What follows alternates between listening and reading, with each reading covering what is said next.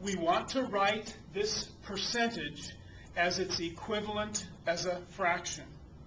And the way I teach this to students is I say, first of all, change the percentage into a decimal. Go from percentage to decimal, then decimal to fraction. And the way we change a percentage into a decimal is we move the decimal point 2 places to the left.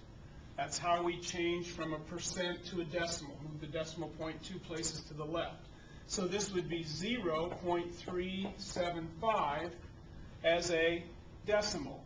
375 thousandths, tenths, hundredths, thousandths. 375 thousandths, that's what I write then when I convert it to a fraction. Write what you read in going from a decimal to a fraction. 375 thousandths. And now I'll reduce. And I know both of those numbers are divisible by 5 because they end in 0 and 5. So 5 into 375, well, let's see. 5 would go into 37 7 times. 7 times 5 would be 35, so that would give me 25, which means it'll go in 5 times. 5 into 1,000 is 200.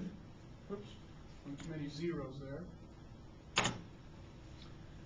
And now, maybe we can see, again, we can see definitely that both those numbers are divisible by 5, but maybe we can even see that both of those numbers are divisible by 25. 25 will go into 75 3 times, and 25 goes into 200 8 times. So the fractional equivalent of 37.5% is 3/8.